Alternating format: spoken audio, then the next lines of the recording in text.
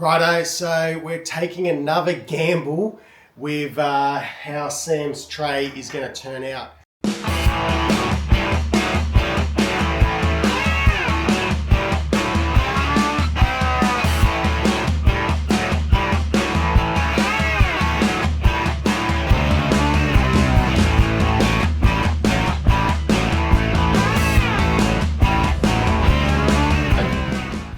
Now, everything about Sam, I've bent the rules a little bit. Yes, I've tried to make everything genuine Toyota, which I've pretty much been successful in all the componentry and parts and all that sort of stuff. A few aftermarket parts like new brake cylinders and all that sort of stuff, but genuine pretty much rules this build. As far as trays, there is no such thing as a genuine flatbed tray for an FJ45. Everything is custom made, and that's the way they work. Same as the bull bars, especially in 1965. This one, I have acquired some beautiful hardwood timber from a mate of mine. Righto, so we're dealing with a product I don't normally work with. Actually, I don't work with wood ever. Anyhow, I'm just trying to clean up these boards. They're all sort of seconds boards. There's big cracks, knots, they're twisted. This one has some type of, I don't know, gum all over it. Just cleaning them all up. Now we don't want to clean them up perfectly because it'll actually suit the exterior of Sam. So yeah, we will see how we go. I'm wiping all the timber down with wax and grease remover, just getting all that, I don't know what's on it, but it's wiping it off, it's cleaning it up. So we'll just clean it all down. Whatever that goop is, it's coming off. Yeah, it looked like someone had walked over this timber with greasy boots because there's big giant boot marks on it, but it's coming off. There you go. That was a brand new clean rag.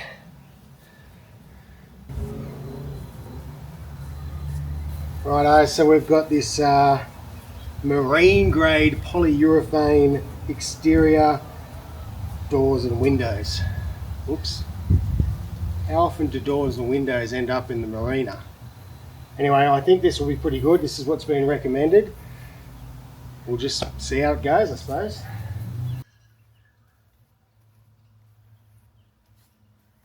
He pretty much donated what he had sitting around. Like I said, it was pretty cracked up. It's got some holes all through it. It's not really ideally used for decking and stuff like that. It's seconds. It's what's left over. But we didn't quite have enough, so I had to come up with a different plan. And to keep Sam's build going with that whole new old look, patina to brand new, as you've seen the inside is fully specced out, really, really nice, very, very new. I've also kept some of that flowing through for the outside. For argument's sake, our rims, brand new painted white, brand new genuine Toyota hubcaps, and the same with the front bar. It's all been painted up, looks pretty fantastic. The bonnet's the same. All your window seals, they're all brand new. So the tray is going to be, again, following that theme. That could be a little bit of a gamble, but I think it's going to look pretty good. I've spent a whole lot of time in here. Now there's been weeks and weeks of work going on in the tray. Sourcing the timber was the first part. Then trimming it all, I've had to make notches out for the front end where two little lips meet at the front of the tray there. We've made the decision to do this. 30x30 RHS.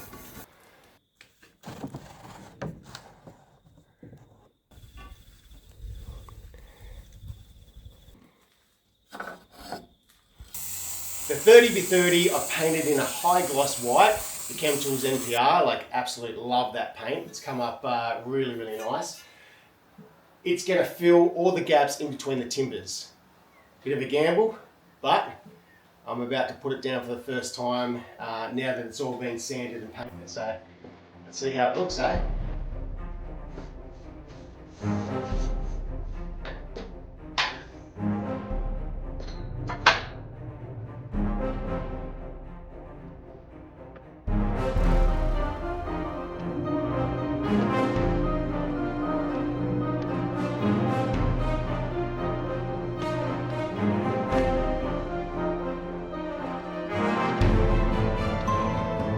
Righto, so it's all just sitting in there at the moment, and I'm telling you, I've taken the gamble and I think it's paid off. It looks awesome. I'm really, really happy with the way it has turned out.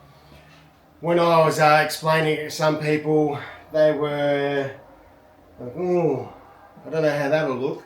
And I was the same. I just didn't know. But man, I haven't screwed it down yet, but I think it's going to really look good with this whole build. We've got a couple of backboards that are going to go on it too. We're going to space them out. Our biggest challenge now is to fit them and screw them from underneath so you don't see any fittings.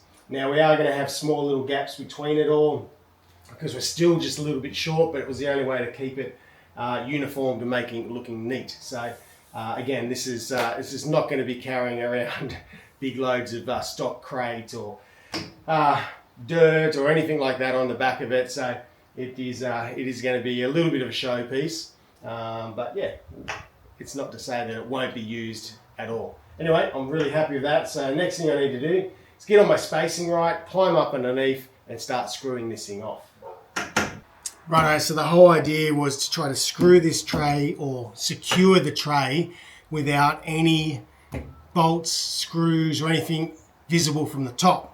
So what we're doing is we're coming up underneath, we've got a big giant mudguard washer, a tech screw for a metal tech screw for the metal bars, the white ones, and a timber screw for the timbers, and basically just sandwiching it onto the C-section underneath the tray.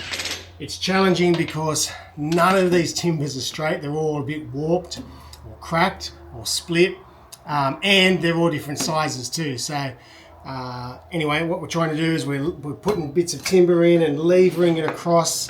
We've got our packer spacers. We're trying to give a 3mm gap between them all, which it's not going to be accurate at all because I just cannot flex some of these timbers across enough.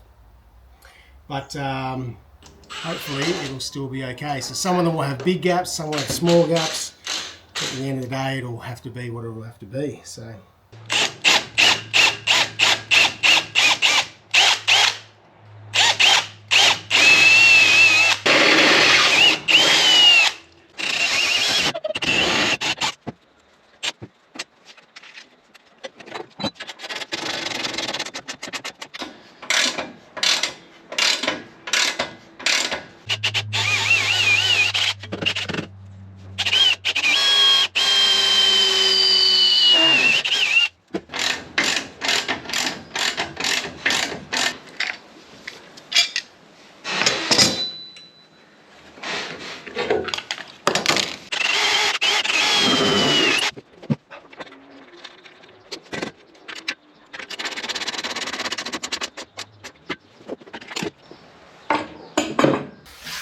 Righto, so the tray is complete and I'm really, really happy with the way it's come up. It looks absolutely sensational. Really ties in with the build, that old and new look.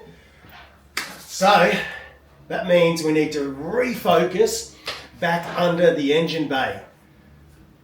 Righto, this has been a long time coming, so let's get into it.